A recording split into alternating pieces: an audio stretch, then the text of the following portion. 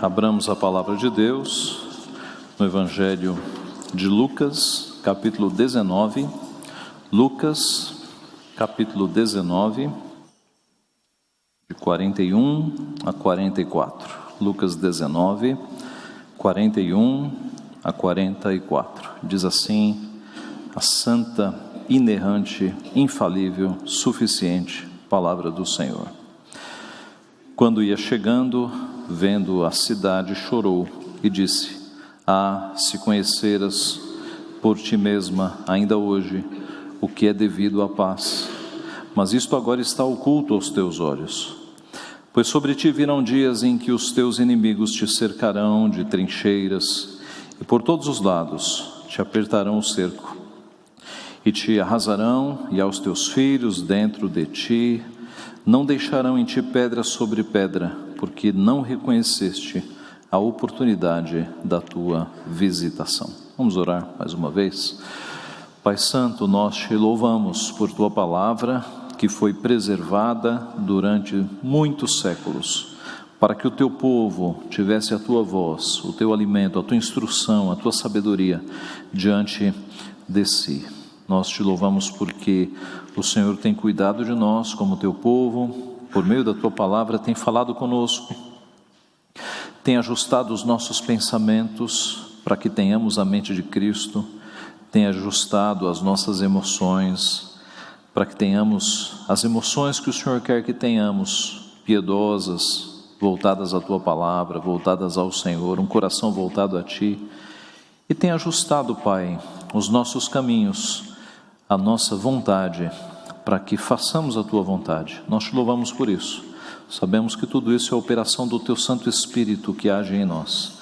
E mais uma vez nesta manhã, agora que estamos com a tua palavra aberta diante dos nossos olhos, pedimos que o Senhor mesmo nos instrua, fale ao nosso coração, ó Pai, por meio do teu Santo Espírito. É o que nós pedimos e agradecemos em nome de Jesus. Amém. O que é o choro, afinal? O que é o choro? Nós vimos no texto que Jesus chorou. E o que é o choro?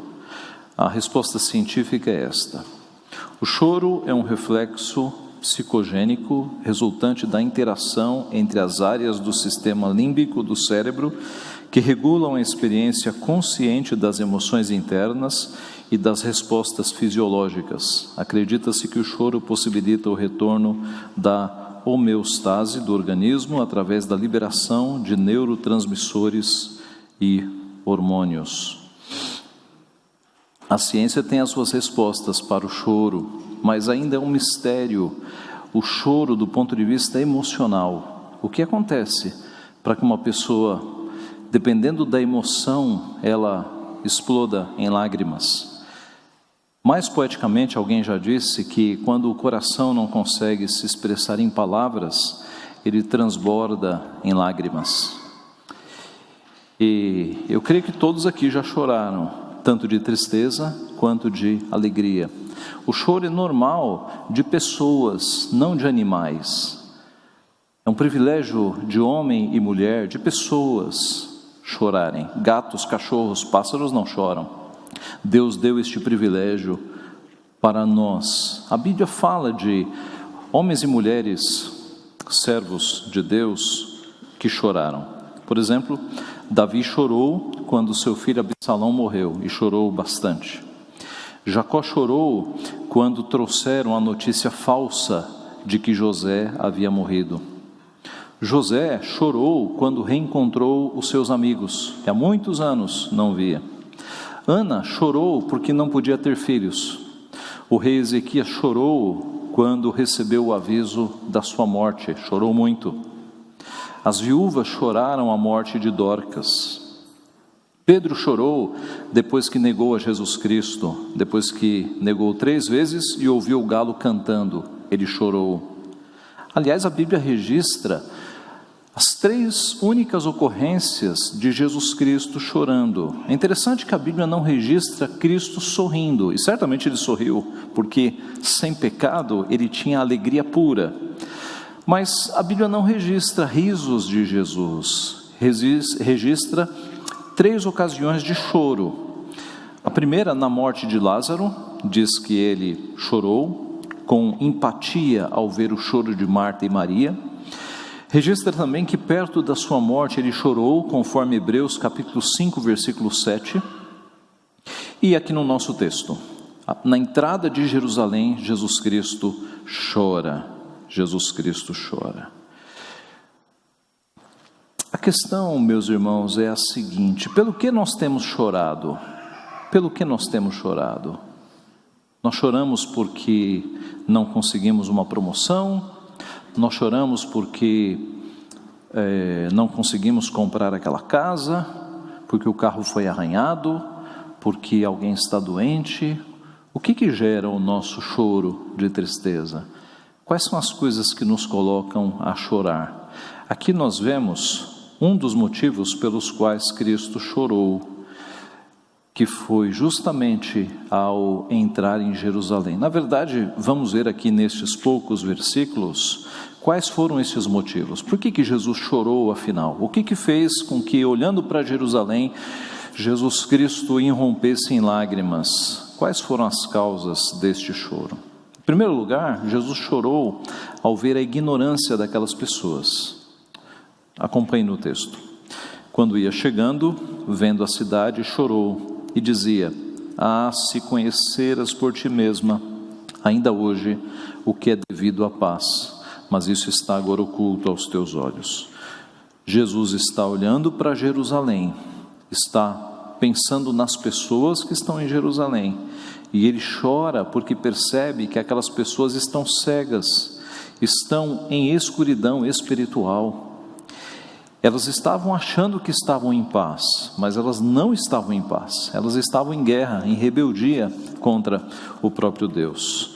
Ah, se conheceras por ti mesmo, por ti mesma, ainda hoje o que é devido à paz. Ah, se vocês soubessem o que é preciso para ter paz. Ah, se vocês soubessem o que é a verdadeira paz. Esse é o sentido das palavras aqui. Aliás, Jesus já havia lamentado a perdição daquele povo, daquela cidade. Lucas registrou no capítulo 14, verso 34, o seguinte: Jerusalém, Jerusalém, que matas os profetas e apedrejas os que te foram enviados. Quantas vezes quis eu reunir teus filhos, como a galinha ajunta os do seu próprio ninho debaixo das asas, e vós não o quisestes. Aquela cidade, a maioria daquelas pessoas estava em perdição, estava em ignorância espiritual. É por isso que Jesus está chorando. E ele completa: mas isto está agora oculto aos teus olhos. Vocês não conseguem ver. Vocês estão como que em densas trevas. Vocês estão cegos. Então note que em primeiro lugar Jesus chora por conta da ignorância do povo daquela cidade. Vindo para os nossos dias, olhando para a nossa cidade, estamos em São Paulo, olhando para a nossa cidade, nós deveríamos também ter a mesma sensibilidade de Jesus. Nós não temos motivos para olhar para a cidade de São Paulo e rir, nós temos motivos para chorar, ao ver a incredulidade das pessoas, a ignorância das pessoas da nossa cidade. São Paulo e a maioria das cidades do nosso país, aliás, estão mergulhadas em densas trevas espirituais. Aqui na igreja nós já tivemos a oportunidade de sair pelas ruas, distribuindo folhetos, conversando com pessoas, e é bastante nítido que algumas pessoas não querem nada com Deus, não querem saber de Deus de forma nenhuma.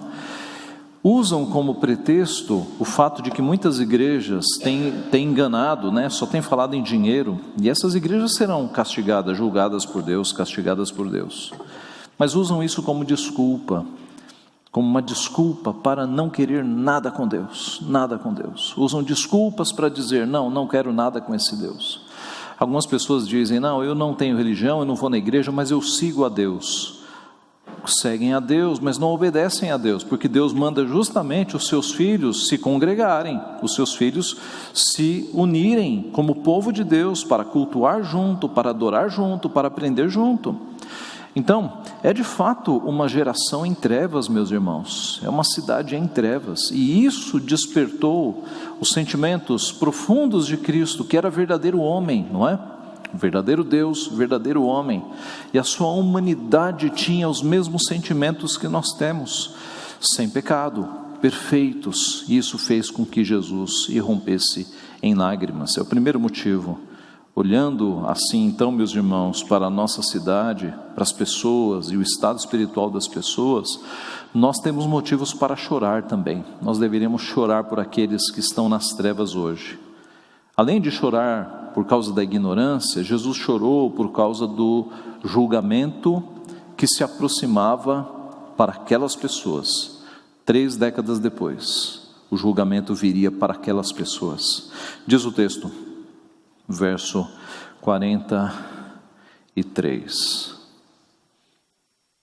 pois sobre ti virão dias em que os teus inimigos te cercarão de trincheiras, e por todos os lados te apertarão o cerco, e te arrasarão, e aos teus filhos dentro de ti, não deixarão em ti pedra sobre pedra.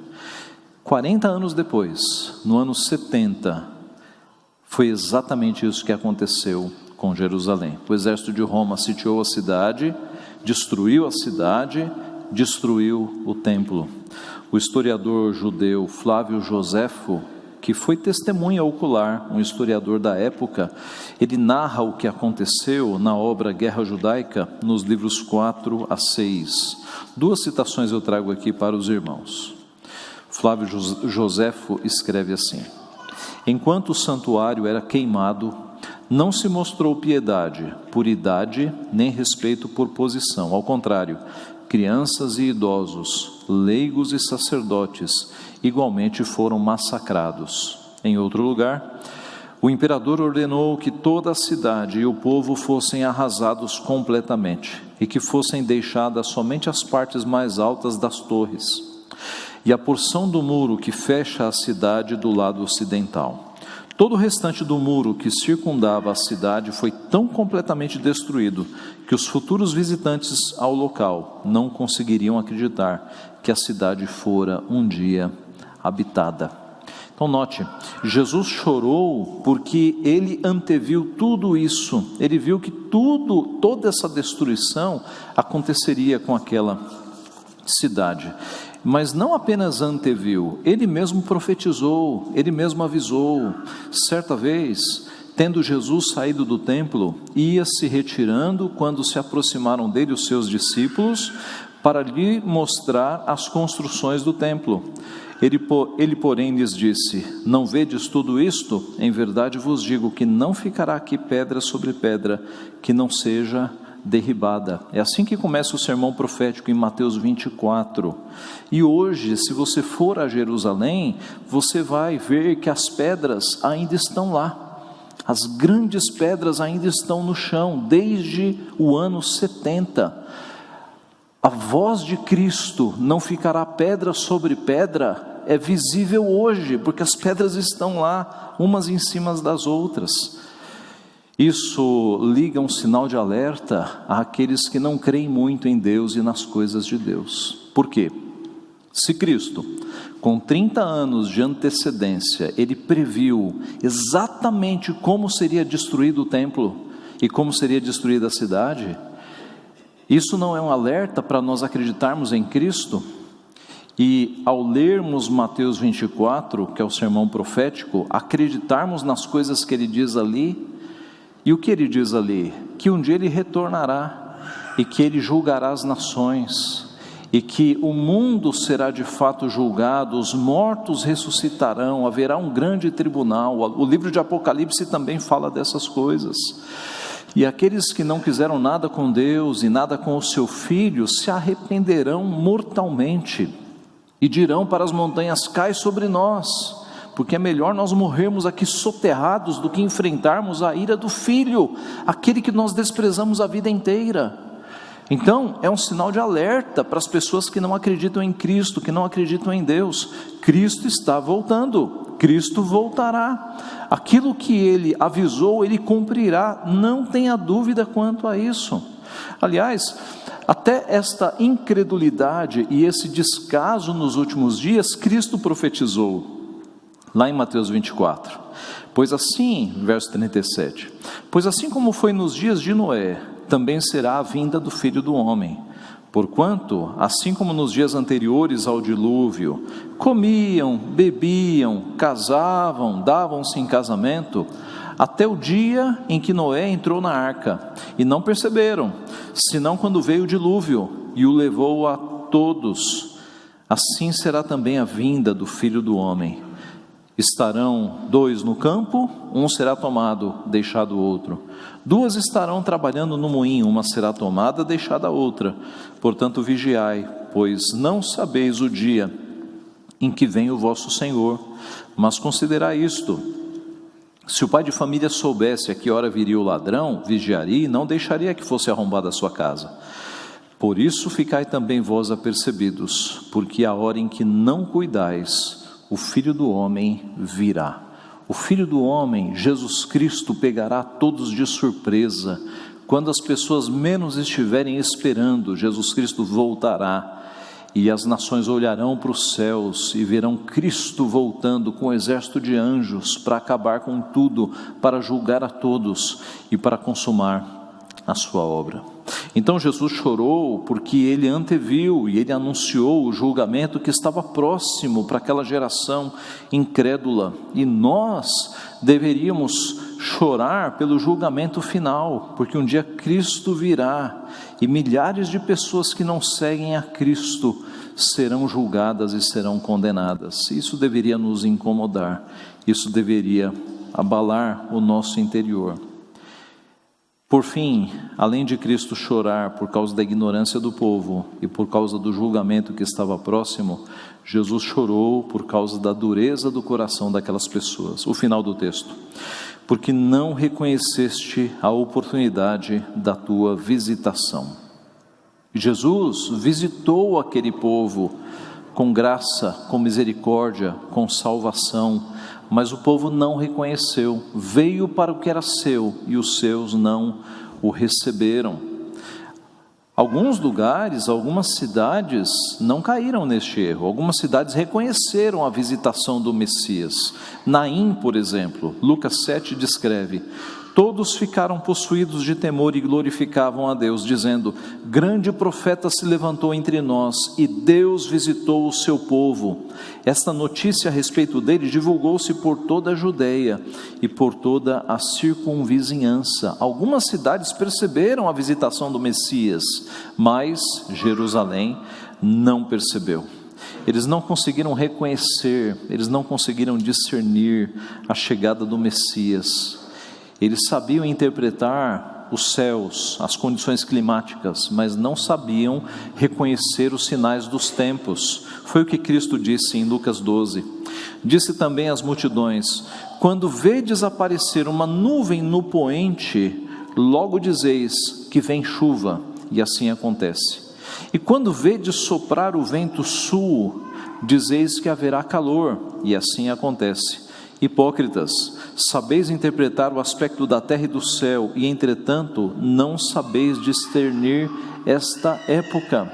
Aquele povo olhava para o céu e sabia quando ia chover e quando ia fazer calor, mas eles não percebiam que o Messias estava ali, que as profecias antigas estavam se cumprindo. Ora, o que dizer da nossa geração, que com tanto conhecimento, com satélites, consegue prever tantas coisas, não apenas condições climáticas, mas tantos fenômenos a ciência consegue prever e cumprir hoje.